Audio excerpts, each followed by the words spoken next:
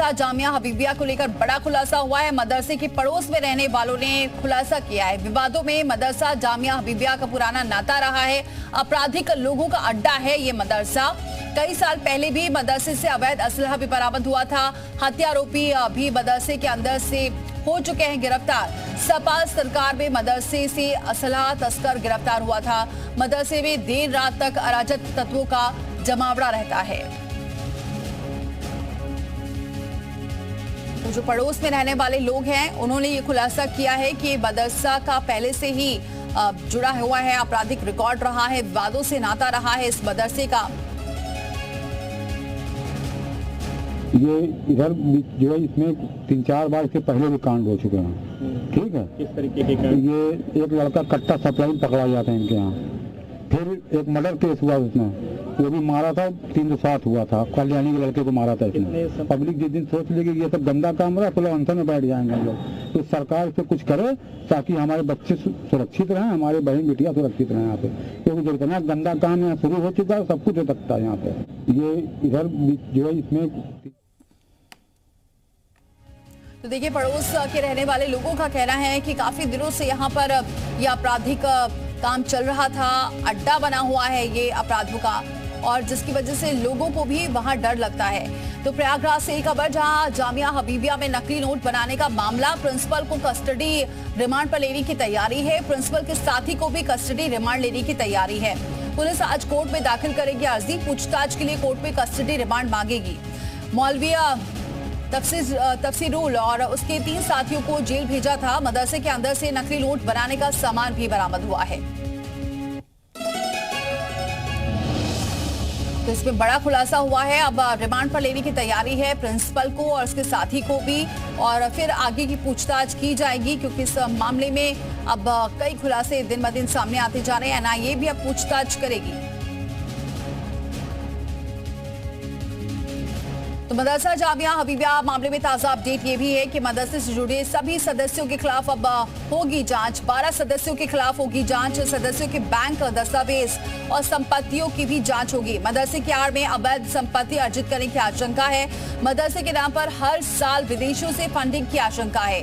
एजेंसियों को शुरुआती जांच में विदेशी फंडिंग के सबूत भी मिले हैं। मदरसे के प्रिंसिपल समेत सोसाइटी में शामिल सभी सदस्यों के विदेशी फंडिंग में सहभागी होने के भी सबूत मिले हैं। चंदे के नाम पर विदेशों से फंडिंग लेने की बात सामने आई है। सऊदी अरब, दुबई, टर्की समेत कई खाड़ी देशों से फंडिंग की जानकारी मिली है।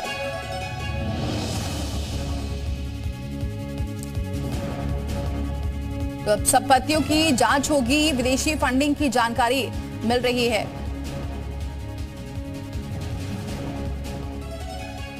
और ग्राफिक्स के जरिए इस मामले पर और जानकारी आपको देते हैं कि क्या कुछ रहा है इस मदरसे को लेकर। नकली नोट का खेल पर बड़े सवाल हैं। खाड़ी देशों से कौन कर रहा है मदरसे को फंडिंग, ये सवाल उठ रहे हैं। सवाल ये भी उठ रहा है कि क्या देश के खिलाफ रची जा रही थी बड़ी साजिश। सवाल ये भी उठ रहा है कि देश की अर्थव्यवस्था को नुकसान पहुंचाने की साजिश हो रही है।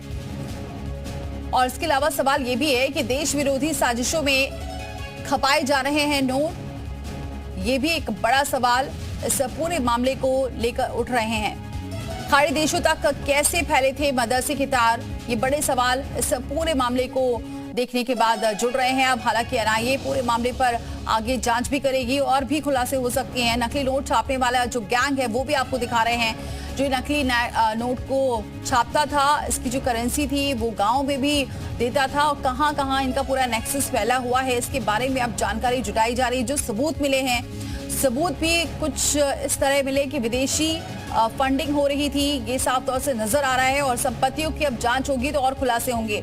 मदरसे में काला कारोबार चल रहा था, नकली नोट की फैक्ट्री चल रही है, अपराधियों का ये पूरा अड्डा है मदरसा, विदेशी फंडिंग हो रही है, ये बहुत सारे सवाल उठ रहे हैं। बांग्लादेशी तस्करों से क्या कनेक्शन है ये भी सामने आ रहा है। जो सबूत जुटाए गए हैं उसमें ये तमाम सवाल उठ रहे हैं इस मदरसे को लेकर।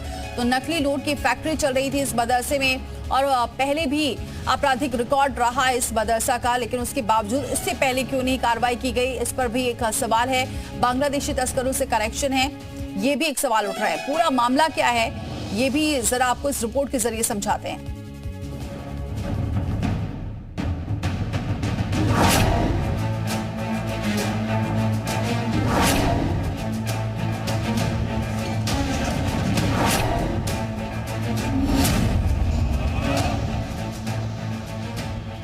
पुलिस की गिरफ्त में खड़े इन 3 युवकों ने ऐसा काम किया है जिससे पूरे प्रयागराज के लोगों की जेब को झटका लग सकता है। इन तीनों ने ऐसा कारनामा किया है जिसकी वजह से प्रयागराज के लोगों की जेब में पड़े नोट भी शक के दायरे में आ गए। ये तीनों नकली नोट की फैक्ट्री चला रहे थे और आपको जानकर हैरानी होगी कि नकली नोट की फैक्ट्री एक मदरसे में चलाई जा रही थी। यही है वो मदरसा जिसके अंदर नकली नोट की छपाई चल रही थी। मदरसे का नाम है जामिया हबीबिया मदरसा। इस अवैध कारोबार का भंडाफोड़ किया है। तमाम जो एजेंसियां हैं वो भी जांच पड़ताल कर रही हैं। हम तस्वीरें दिखाने की कोशिश करेंगे। ये वो मदरसा है। दूसरी तल पर जो है अवैध तरीके से नकली नोट की जो फैक्ट्री है वो यहाँ पर संचालित हो रही थी। तफसीरुल जो मोहम्मद तफसीरुल जो मदरसे का जामिया हबीबिया का जो प्रिंसिपल था वो इस अवैध कारोबार में संलिप्त था। सीधे तौर पर कह सकते हैं कि वो मास्टरमाइंड ही नहीं बल्कि सरगना था। नकली नोट की फैक्ट्री में पुलिस ने मदरसा के प्रिंसिपल मोहम्मद तफसीरुल को भी गिरफ्तार किया है।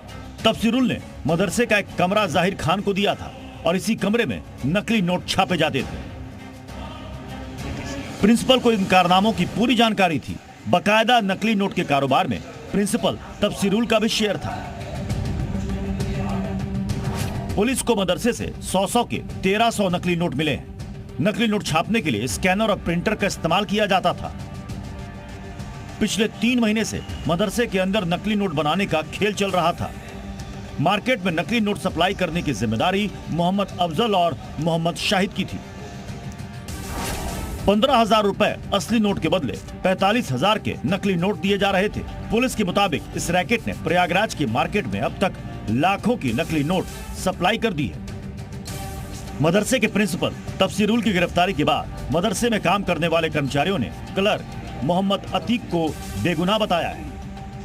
वही है अब्दुल जाहिर मेन आदमी जो है, तो वो उसकी दोस्ती यारी में वो जो है साथ में, बाकी हम नहीं बता पाएंगे। मदरसे के आसपास रहने वाले लोग भी नकली नोट की फैक्ट्री पकड़े जाने के बाद से हैरत में हैं। शिक्षा के मंदिर की आड़ में इस प्रकार का देशद्रोह जैसा कार्य किया जाना अक्षम्य अपराध है और इसको क्षमा नहीं किया जाना चाहिए।